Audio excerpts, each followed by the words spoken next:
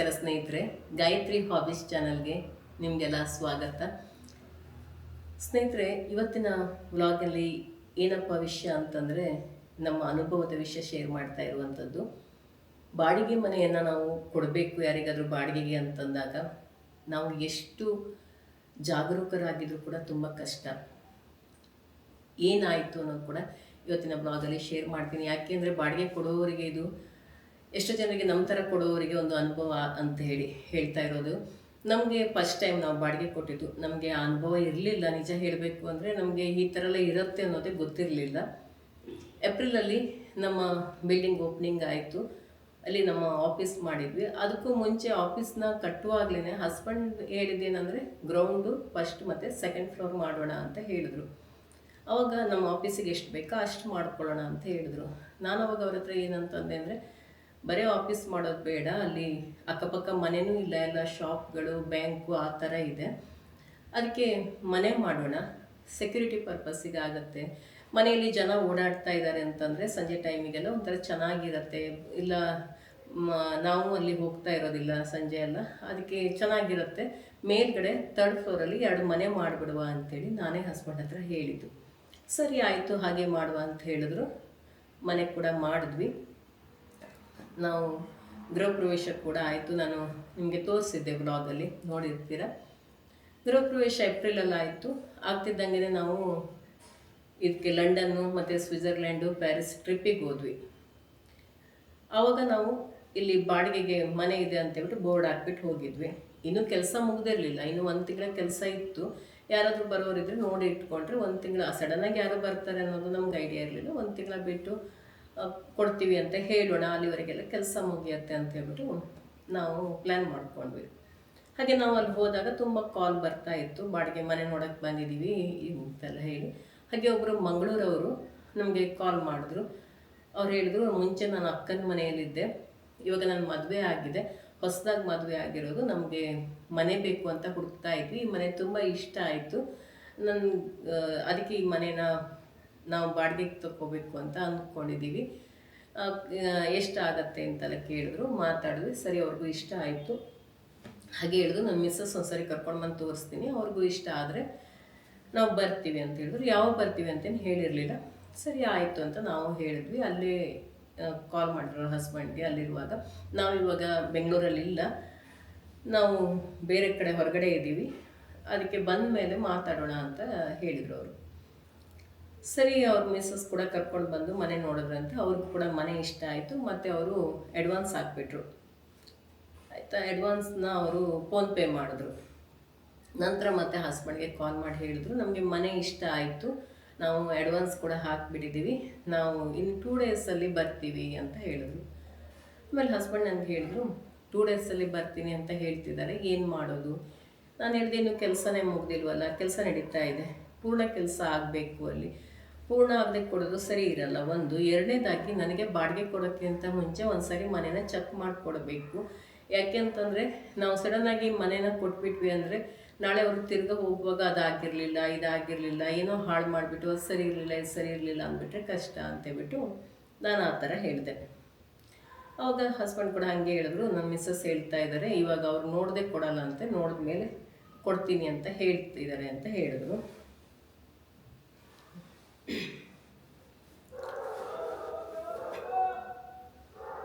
ಗೃಹ ಪ್ರವೇಶ ಟೈಮಲ್ಲಿ 1 ಕೋಟಿಂಗ್ ಅಷ್ಟೇ ಪೇಂಟಿಂಗ್ ಆಗಿತ್ತು. ಅದಾದಮೇಲೆ ಮತ್ತೆ ಪೇಂಟಿಂಗ್ ಎಲ್ಲ ಮಾಡಬೇಕು ಅಂತೇಳಿ ಪೇಂಟಿಂಗ್ ಎಲ್ಲ ಮಾಡ್ತಾಯಿದ್ರು. ಅದಕ್ಕೆ ಅವ್ರು ಬಂದರೂ ಕೂಡ ಲಗೇಜ್ ಎಲ್ಲ ಎಲ್ಲಿ ಇಟ್ಕೊಳ್ಳೋದು ಅಂತೇಳಿ ಪೇಂಟಿಂಗ್ ಎಲ್ಲ ಆಗಲಿ, ಅದಾದಮೇಲೆ ಬನ್ನಿ ಅಂತ ಹೇಳಿದ್ವಿ. ನಾವು ಬರ್ತೀವಿ, ನಾವು ಹೀಗೆ ಹೊರಗಡೆ ಲಂಡನಿಗೆ ಬಂದಿದ್ದೀವಿ, ಅಲ್ಲಿಂದ ಬಂದಮೇಲೆ ನಾವು ಕೂಡ ನಿಮ್ಮ ಜೊತೆಗೆ ಬಂದು ಮಾತಾಡ್ತೀವಿ, ಅದಾದಮೇಲೆ ಬರ್ಬೋದು ಅಂತ ಹೇಳಿದ್ವಿ. ಇಲ್ಲ, ಅವರು ಅರ್ಜೆಂಟ್ ಬೇಕು, ಲಗೇಜ್ ಎಲ್ಲಾದರೂ ತಂದು ಇಟ್ಕೋಬೋದಾ ಬಿಲ್ಡಿಂಗಲ್ಲಿ ಅಂತ ಹೇಳಿದ್ರು. ಎಲ್ಲೂ ತಂದು ಇಟ್ಕೊಳ್ಳೋ ಥರ ಎಲ್ಲೂ ಜಾಗ ಇರಲಿಲ್ಲ. ಎಲ್ಲ ಕಡೆನೂ ಇಟ್ಟರು ಯಾರ್ದಾದ್ರೂ ಒಂದು ಲಗೇಜ್ ಇಟ್ಟಾಗ ಏನಾದರೂ ಕಳೆದೋಯ್ತು, ಏನೋ ಯಾವುದೋ ಒಂದು ಮಿಸ್ ಆಯಿತು ಅಂದರೆ ಸಮಸ್ಯೆ ಆಗತ್ತಲ್ವ.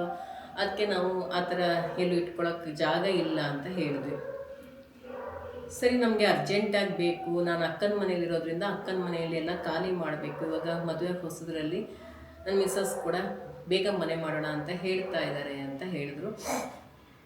ಸರಿ, ಆಮೇಲೆ ಅವ್ರಿಗೆ ಹೇಳಿದ್ವಿ, ಅಷ್ಟು ಅರ್ಜೆಂಟ್ ಆದರೆ ಆಗಲ್ಲ, ನಿಮ್ಮ ಅಡ್ವಾನ್ಸ್ನ ವಾಪಸ್ ಕೊಡ್ತೀವಿ, ಬೇಜಾರು ಮಾಡ್ಕೋಬೇಡಿ, ಬೇರೆ ಎಲ್ಲಾದರೂ ನೋಡಿ ಅಂತ ಹೇಳಿದ್ವಿ. ಸರಿ ಆಮೇಲೆ ಅವ್ರು ಹಾಗೆ ಮಾಡಿದ್ರು. ಬಾಡಿಗೆಗೆ ಬರೋರು ಎಲ್ಲರೂ ಕೆಟ್ಟವ್ರು ಇರ್ತಾರೆ ಅಂತ ನಾವು ಹೇಳೋಕ್ಕಾಗಲ್ಲ ಅಲ್ವಾ. ನಾವು ಕೂಡ ಬಾಡಿಗೆ ಮನೇಲಿ ಇದ್ದು ಬಂದವ್ರೆ. ಬಾಡಿಗೆ ಮನೆಯಲ್ಲಿ ತುಂಬ ಒಳ್ಳೆ ಜನನೂ ಬರ್ತಾರೆ, ಎಲ್ಲ ಥರದವರು ಬರ್ತಾರೆ. ಅದು ನಮ್ಮ ಲಕ್ಕು. ನಮ್ಮ ಲಕ್ ಚೆನ್ನಾಗಿದೆ ಅಂದರೆ ಒಳ್ಳೆ ಜನ ಸಿಗ್ತಾರೆ. ನಮ್ಮ ಲಕ್ ಚೆನ್ನಾಗಿಲ್ಲ ಅಂದರೆ ಚೆನ್ನಾಗಿಲ್ದಿದ್ದವ್ರು ಸಿಗ್ತಾರೆ. ಕೆಲವೊಂದು ಹೇಳ್ತಾರಲ್ವ, ಕೆಲವೊಂದು ಋಣಾನುಬಂಧ, ಹೆಣ್ಣು ಹೊನ್ನು ಮಣ್ಣು ಋಣಾನುಬಂಧ, ಕೆಲವೊಂದು ಸಂಬಂಧಗಳು ಕೂಡ ಋಣಾನುಬಂಧದಿಂದ ಸೇರಿರುತ್ತೆ ಅಂತೇಳಿ. ಯಾರಿಗೆ ಯಾರ ಋಣಾನುಬಂಧ ಇರುತ್ತೋ ಅವರೇ ಅಲ್ಲಿಗೆ ಬಂದು ಸೇರ್ತಾರೆ. ಬಾಡಿಗೆಗೆ ಬರೋರೆಲ್ಲ ಕೆಟ್ಟವ್ರು ಇರ್ತಾರೆ ಅಂತ ಹೇಳ್ತಾ ಇಲ್ಲ ನಾನು. ಬಾಡಿಗೆಗೆ ಬರೋರು ತುಂಬ ಒಳ್ಳೆಯವರು ಇರ್ತಾರೆ. ನಾವು ಕೂಡ ಬಾಡಿಗೆ ಮನೇಲಿ ಇದ್ದು ಬಂದವರೇ.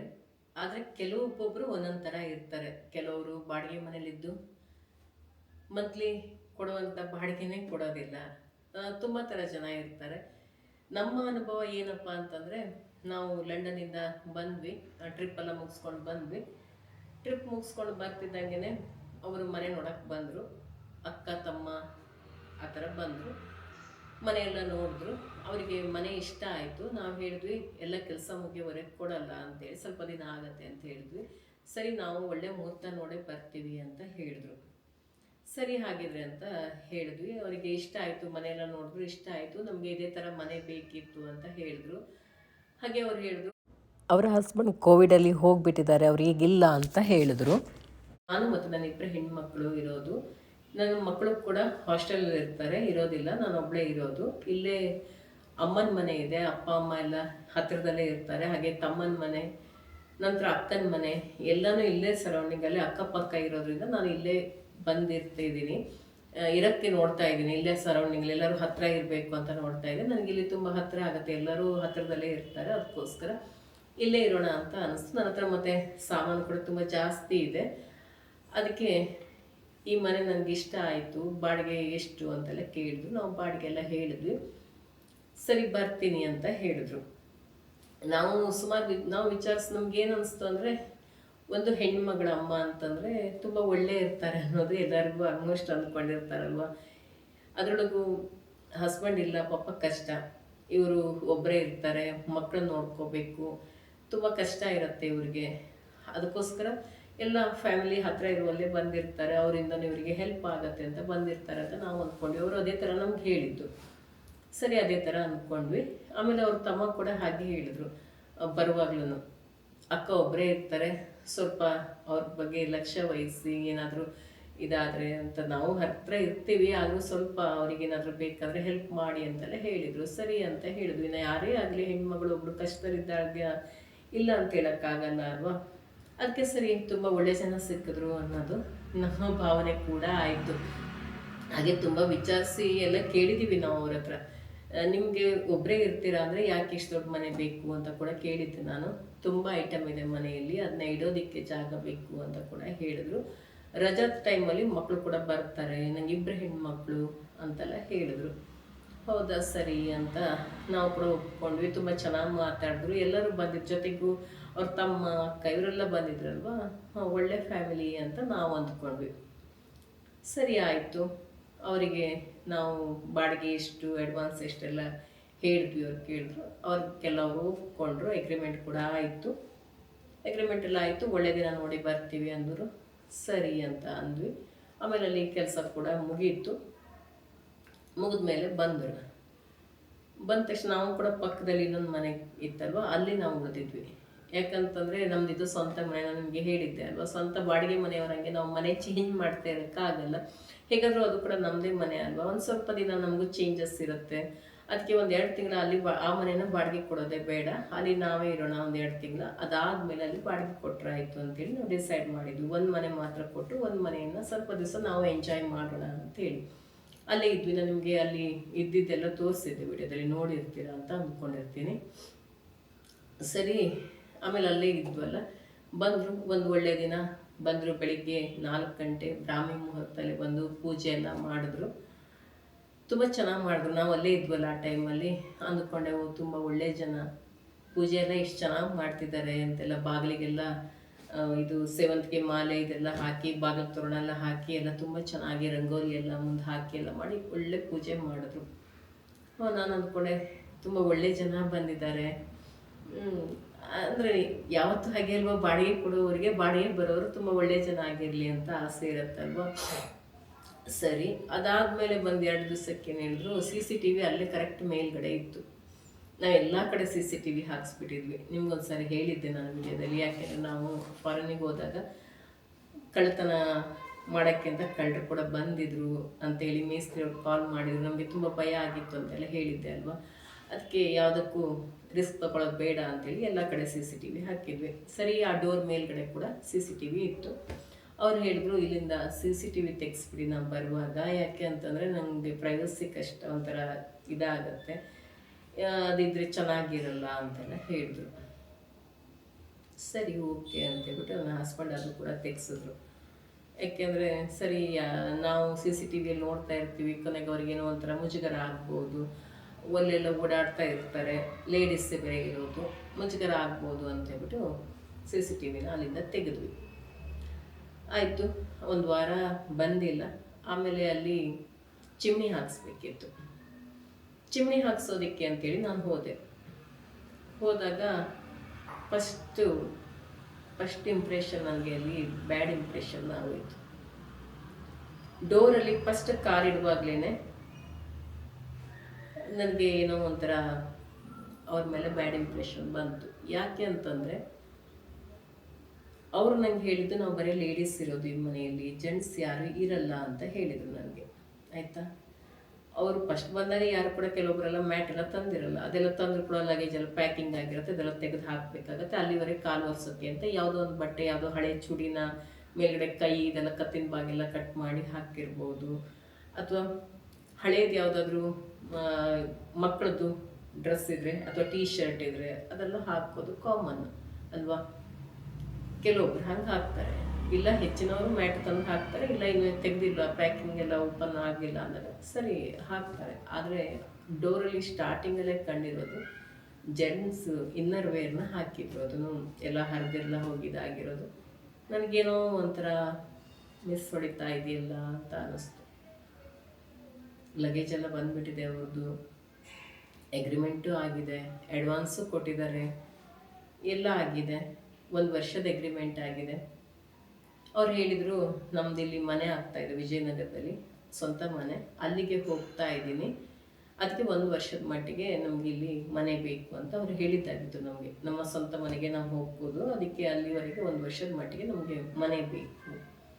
ಸರಿ, ಸ್ವಂತ ಮನೆ ಕಟ್ಕೊಂಡು ಹೋದರೆ ಎಷ್ಟೋ ಜನ ಹತ್ತಿರದಲ್ಲಿ ನೋಡ್ತಾರಲ್ವ, ಯಾಕೆಂದರೆ ಓಡಾಡ್ತಾ ಇರಬೇಕಾಗತ್ತೆ, ದೂರ ಆದರೆ ಕಷ್ಟ ಆಗುತ್ತೆ ಅಂತೇಳಿ ಹತ್ತಿರ ನೋಡ್ತಾರಲ್ವ, ಅದಕ್ಕೆ ಬಂದಿರ್ತಾರೆ. ಮತ್ತು ಎಲ್ಲ ಫ್ಯಾಮಿಲಿ ಎಲ್ಲ ಕೂಡ ಹತ್ತಿರ ಇದ್ದಾರೆ, ಆ ರೀತಿ ಬಂದಿದ್ದಾರೆ, ಅದೇ ಮೈಂಡಲ್ಲಿ ಬಿಡ್ತೀವಿ. ಆದರೆ ಯಾಕೋ ನಮ್ಗೆ ಒಳಗೆ ಹೋಗ್ತಾ ಇದ್ದಂಗೆ ಇವರು ಅಷ್ಟು ಸರಿ ಇಲ್ವಾ ಅನ್ನೋದು ಅದೇ ದಿವಸ ನಮಗೆ ಚಿಮ್ನಿ ಹಾಕಕ್ಕೆ ಹೋದಾಗ ಅನ್ನಿಸ್ತು. ಹಾಗೆ ಒಳಗಡೆ ಹೋದೆ, ಚಿಮ್ನಿ ಹಾಕಬೇಕ ಗ್ಯಾಸ್ ಕಟ್ಟೆ ಮೇಲೆ ನೋಡಿದ್ರೆ ಅಲ್ಲೂ ಕೂಡ ಒಂದು ಜೆಂಟ್ಸ್ದೇ ಇನ್ನರ್ ವೇರ್ ಇತ್ತು, ಕೈ ಒರೆಸೋದಕ್ಕೆ ಅಂತೆಲ್ಲ ಬಟ್ಟೆ ಇಟ್ಕೊಳ್ತಾರಲ್ವ, ಅದು ಕೂಡ ಅದನ್ನೇ ಇಟ್ಟಿದ್ರು. ಹಾಗೆ ಮನೆಯೆಲ್ಲ ಓಡಾಡಿದೆ, ಬಾತ್ರೂಮ್ ಎದುರುಗಡೆನೂ ಅದೇ ಇತ್ತು, ಎಲ್ಲ ಕಡೆ ಕಾಲು ಒರೆಸೋದಕ್ಕೆ ಅದನ್ನೇ ಹಾಕಿಟ್ಬಿಟ್ಟಿದ್ದಾರೆ ಅವರು. ಜಾಕಿನ್ ಇನ್ನರ್ ವೇರ್ ಜೆಂಟ್ಸ್ ಯಾವುದು ಹಳೆಯದು ಬಿಟ್ಟಿದ್ದನ್ನ ಹಾಕಿದ್ದಾರೆ.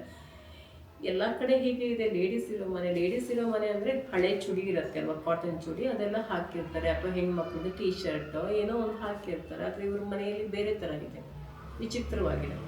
ಜೆಂಟ್ಸ್ ಇರೋ ಮನೆಯಲ್ಲಿ ಕೂಡ ಅದನ್ನ ಹಾಕಿರಲ್ಲ. ಏನೋ ಒಂಥರ ನನಗೆ ಸಮಾಧಾನ ಅನಿಸಿಲ್ಲ. ಹಾಗೆ ಬಂದು ಹಸ್ಬೆಂಡ್ ಹತ್ರ ಹೇಳಿದೆ, ಏನೋ ಇಲ್ಲಿ ಸರಿ ಇಲ್ಲ ಅನಿಸ್ತಾ ಇದೆ, ಆ ಲೇಡೀಸ್ ಸರಿ ಇಲ್ಲ ಇರಬೇಕು ಅಂತ ಹೇಳಿದೆ.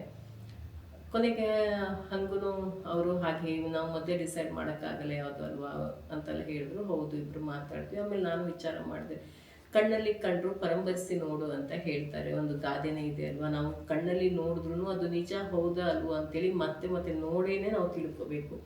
ಯಾವುದನ್ನು ಮೇಲ್ನೋಟಕ್ಕೆ ನೋಡಿ ಹೇಳೋಕ್ಕಾಗಲ್ಲ. ಅವ್ರ ತಮ್ಮ ಇದ್ದಾರಲ್ವ, ತಮ್ಮ ಬರ್ತಾ ಅದೇನಾದ್ರು ಇರ್ಬೋದು ಅಲ್ವಾ.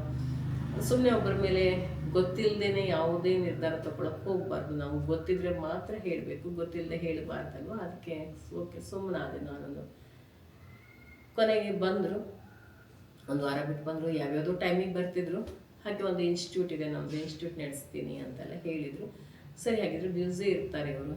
ಒಂದು ಕಡೆ ಮನೆ ಕನ್ಸ್ಟ್ರಕ್ಷನ್ ನಡೀತಾ ಇರುತ್ತೆ, ಇನ್ನೊಂದು ಕಡೆ ಇನ್ಸ್ಟಿಟ್ಯೂಟ್ ಇರುತ್ತೆ, ಇವೆಲ್ಲದರ ಮಧ್ಯೆ ಇವರು ಬ್ಯುಸಿ ಇರ್ತಾರೆ. ಅದಕ್ಕೆ ಹಗಲಲ್ಲೆಲ್ಲ ಇವರು ಬರಲ್ಲ, ಬಹುಶಃ ನೈಟ್ ಮಾತ್ರ ಬರ್ತಾರೆ ಅಂತ ನಾನು ಅಂದ್ಕೊಂಡೆ. ನಾವು ಅಲ್ಲೇ ಪಕ್ಕದಲ್ಲಿ ಮಲಗಿರ್ತಿದ್ವಲ್ಲ, ರಾತ್ರಿ 11, 11:30 ಹೀಗೆಲ್ಲ ಬರೋರು. ಆಮೇಲೆ ಯಾರ್ಯಾರೋ ಜೊತೆಗೆಲ್ಲ ಬರೋರು. ಅವಾಗ ಅವ್ರು ಬರುವಾಗ ದೊಡ್ಡ ದೊಡ್ಡ ಕಾರೆಲ್ಲ ಬಂದು ನಿಂತ್ಕೊಳ್ಳೋದು. ಹಾಗೆ ಒಂದು ವಾರ ನೋಡಿದೆ, ಮತ್ತು ನನಗೇನೋ ಒಂಥರ ಡೌಟ್ ಬರೋದಕ್ಕೆ ಸ್ಟಾರ್ಟ್ ಆಯಿತು. ಏಕೆಂದರೆ ನಾವು ಬಾಡಿಗೆ ಮನೆಗೆ ಕೊಟ್ಟಾಗ ಆ ಥರ ಎಲ್ಲ ಇದ್ಬಿಟ್ರೆ ಕಷ್ಟ ಅಲ್ವಾ. ಯಾರಾದರೂ ಅನೈತಿಕ ಸಂಬಂಧದಲ್ಲೇ ಇರುವವ್ರನ್ನೆಲ್ಲ ಇಟ್ಕೊಂಡ್ಬಿಟ್ರೆ ತುಂಬಾ ಸಮಸ್ಯೆ ಆಗುತ್ತೆ. ಅಕ್ಕಪಕ್ಕದವರು ಕಂಪ್ಲೇಂಟ್ ಮಾಡ್ತಾರೆ, ಇಲ್ಲ ಏನೋ ಕೊಲೆಗಿಲ್ಲ ಆಗಿಬಿಟ್ರೆ ಅದು ಸಮಸ್ಯೆ ಆಗುತ್ತೆ. ಏನೆಲ್ಲ ಸಮಸ್ಯೆ ಆಗಿಬಿಡತ್ತೆ ಅಲ್ವಾ. ಅದು ನಮ್ಗೆ ಗೊತ್ತಾಯಿತು, ನಮ್ಮ ಗಮನಕ್ಕೆ ಬಂತು ಅಂದಾಗ ನಾವು ಅದನ್ನ ಸರಿ ಮಾಡ್ಕೊಂಡ್ಬಿಡ್ಬೇಕಾಗತ್ತೆ. ಹಾಗೆ ಒಂದು ದಿವಸ ನಾನು ನೈಟ್ ಟೈಮ್ ನೋಡಿದೆ, ಇವರು ಯಾರ್ದು ದೊಡ್ಡ ಕಾರು ಮುಂದುಗಡೆ ಕೂತಿದ್ದಾರೆ. ಅವರಿರೋ ರೀತಿ ಇಷ್ಟ ಆಗಿಲ್ಲ. ಯಾರೇ ಒಬ್ಬರು ಇನ್ನೊಬ್ಬರ ಕಾರಲ್ಲಿ ಮುಂದ್ಗಡೆ ಕೂತ್ಕೊಂಡು ಯಾಕೆ ಹೋಗ್ತಾರೆ ಅಂತೇಳಿ, ಹಾಗೆ ಯಾವುದೇ ಲೇಡೀಸು ಅಪರಿಚಿತರ ಗಾಡಿಯಲ್ಲಿ ಮುಂದೆ ಕೂತ್ಕೊಂಡು ಹೋಗಲ್ಲ. ಮುಂದೆ ಕೂತ್ಕೊಂಡು ಹೋದ್ರೂ ಕೈ ಹಿಡ್ಕೊಳ್ಳೋದು ಇದೆಲ್ಲ ಮಾಡಿಕೊಂಡು ಖಂಡಿತ ಕೂತ್ಕೊಳ್ಳಲ್ಲ. ಆ ಥರ ಇದ್ದಾರೆ ಅಂದರೆ ಅವರಿಗೆ ಅನೈತಿಕ ಸಂಬಂಧ ಇದೆ ಅಂತಲೇ ಅರ್ಥ ಅಲ್ವಾ. ಆವಾಗ ನನಗಿನ್ನೂ ನನ್ನ ಅನುಮಾನ ನಿಜ ಅಂತ ಅನ್ಸೋಕ್ಕೆ ಸ್ಟಾರ್ಟ್ ಆಯಿತು. ಸರಿ, ನೋಡ್ತಾ ನೋಡ್ತಾ ಇದ್ದೀನಿ, ಒಂದೊಂದೇ ಕಾರೆಲ್ಲ ಬರೋದು, ಬೇರೆ ಬೇರೆಯವ್ರು ಬರ್ತಾರೆ, ಬೇರೆಯವ್ರ ಜೊತೆಗೆ ಇವ್ರು ಬರ್ತಾರೆ. ಯಾರೋ ಒಬ್ಬರ ಜೊತೆಗೆ ಬಂದರೆ ಓಕೆ, ತಮ್ಮನೋ ಅಣ್ಣನೋ ಅಂದ್ಕೋಬೋದು. ತಮ್ಮನ ಎಲ್ಲ ನೋಡಿದ್ದೀನಿ ನಾನು, ಅವತ್ತೊಂದು 2 ಸರಿ ಅವ್ರ ತಮ್ಮನ ನೋಡಿದ್ದೀನಿ. ಅವ್ರು ಬಂದು ಹೋಗ್ತಾಯಿದ್ರು, ಅವರೆಲ್ಲ ಅಂತ ಗೊತ್ತಾಯಿತು. ಕೊನೆಗೆ ಅವ್ರನ್ನೇ ಕೇಳಿದೆ, ಯಾರೋ ಬಂದಿದ್ರಲ್ಲ ನಿಮ್ಮ ಜೊತೆಗೆ, ಯಾರು? ನನಗೆ ಅಣ್ಣ ತಮ್ಮ ಎಲ್ಲ ಇದ್ದಾರೆ, 3-4 ಜನ, ಹಾಗೆ ಅಕ್ಕಂದಿರಿದ್ದಾರೆ, ಭಾವಂದಿರೆಲ್ಲ ಇದ್ದಾರೆ, ಅವರೆಲ್ಲ ಬರ್ತಾರೆ ಮ್ಯಾಮ್ ಅಂತ ಹೇಳಿದ್ರು. ಹೌದಾ, ಸರಿ ಅಂತ ಹೇಳಿದೆ. ಹಾಗೆ ನಿಮ್ಮ ಅಕ್ಕ ಬಂದಿಲ್ಲ, ಬರೀ ಭಾವ ಮಾತ್ರ ಬಂದರೆ ಎಷ್ಟು ರಾತ್ರಿ ಅಂತ ಕೇಳಿದೆ. ನಾನು ಬಿಡಕ್ಕೆ ಬಂದಿದ್ರು ಅಂತ ಹೇಳಿದ್ರು. ಹಾಗೆ 1-2 ಸರಿ ನೈಟ್ ಟೈಮಲ್ಲಿ ಇವರು ಡ್ರಿಂಕ್ಸ್ ಎಲ್ಲ ಮಾಡ್ಕೊಂಡು ಬಂದಿದ್ರು, ನೋಡಿದೆ. ಅದು ಅವರವ್ರ ವೈಯಕ್ತಿಕ, ನಮಗೇನು ಸಂಬಂಧ ಇಲ್ಲ. ಡ್ರಿಂಕ್ಸ್ ಮಾಡಲಿ ಬಿಡಲಿ, ಅದು ಒಬ್ರವ್ರ ವೈಯಕ್ತಿಕ, ಅದರಲ್ಲಿ ನಾವು ಏನು ತಲೆ ಕೆಡಿಸ್ಕೊಳ್ಳೋಂಥದ್ದಿಲ್ಲ. ಬಟ್ ಆದರೂ ನೈಟ್ ಟೈಮಲ್ಲಿ ಹಾಗೆ ಬಂದಾಗ ನಾವು ಬಾಡಿಗೆ ಕೊಟ್ಟವರಿಗೆ ಸ್ವಲ್ಪ ಭಯ ಇರುತ್ತೆ ಅಲ್ವಾ. ಅದು ಆ ಥರದ್ದೆಲ್ಲ ಸರಿಯಲ್ಲ ಅಂತ ನಮ್ಮ ಒಂದು ಕಲ್ಪನೆ. ಯಾಕೆಂದರೆ ನಾವು ಆ ಥರದವರಲ್ಲ. ಅದು ಅವರವರ ಇಷ್ಟ ಆಗಂತೇಳಿ ನಾವು ಅದು ತಪ್ಪು ಸರಿ ಹೇಳೋಕ್ಕೆ ನಾವು ಯಾರೂ ಅಲ್ಲ ಅಲ್ವಾ. ಸರಿ, ಹಾಗೆ ಅವ್ರನ್ನೇ ಕೇಳಿಬಿಡೋಣ ಇನ್ನೊಂದು ಸರಿ ಅಂತೇಳಿ ಅಂದ್ಕೊಂಡೆ. ಬಾಡಿಗೆ ಬಂದವರು ಹೇಗಿದ್ದರು, ಸರಿ ಇದ್ರಾ ಇಲ್ವಾ, ಏನಾಯಿತು, ಇದೆಲ್ಲ ನೆಕ್ಸ್ಟ್ ವ್ಲಾಗಲ್ಲಿ ನಿಮ್ಮ ಜೊತೆಗೆ ಶೇರ್ ಮಾಡ್ತೀನಿ. ಬಾಡಿಗೆ ಕೊಡುವಾಗ ಎಷ್ಟೇ ಕೇರ್ಫುಲ್ ಆಗಿದ್ದರೂ ಕೂಡ ಕಷ್ಟನೇ. ತುಂಬಾ ವಿಚಾರ ಮಾಡಬೇಕಾಗತ್ತೆ ನಾವು, ತುಂಬ ವಿಚಾರಿಸಿನೇ ಕೊಡಬೇಕಾಗತ್ತೆ. ಎಷ್ಟು ವಿಚಾರಿಸಿದ್ರೂ ಕೂಡ ಕೆಲವೊಮ್ಮೆ ಈ ಥರ ಸಮಸ್ಯೆಗಳೆಲ್ಲ ಆಗುತ್ತೆ. ಇವತ್ತಿನ ವ್ಲಾಗ್ ತುಂಬ ಲೆಂತಿ ಆಯಿತು ಅಂತೇಳಿ ಇಲ್ಲಿಗೆ ಇದನ್ನು ಮುಗಿಸ್ತಾ ಇದ್ದೀನಿ. ನೆಕ್ಸ್ಟ್ ವ್ಲಾಗಲ್ಲಿ ಅದನ್ನು ಕಂಟಿನ್ಯೂ ಮಾಡ್ತೀನಿ. ಇವತ್ತಿನ ಈ ವ್ಲಾಗ್ ಇಷ್ಟ ಆಗಿದ್ದರೆ, ಹೊಸಬರಾಗಿದ್ದರೆ ಸಬ್ಸ್ಕ್ರೈಬ್ ಮಾಡಿ, ಹಾಗೆ ಬೇರೆಯವ್ರ ಜೊತೆ ಕೂಡ ಶೇರ್ ಮಾಡ್ಕೊಳ್ಳಿ. ನಿಮ್ಮ ಅನಿಸಿಕೆ ಅಭಿಪ್ರಾಯವನ್ನು ಕಮೆಂಟಲ್ಲಿ ತಿಳಿಸಿ, ಹಾಗೆ ಒಂದು ಲೈಕ್ ಮಾಡೋದನ್ನು ಮರಿಬೇಡಿ ಸ್ನೇಹಿತರೆ. ಮುಂದಿನ ಭಾಗವನ್ನು ನೆಕ್ಸ್ಟ್ ವ್ಲಾಗಲ್ಲಿ ಶೇರ್ ಮಾಡ್ತೀನಿ.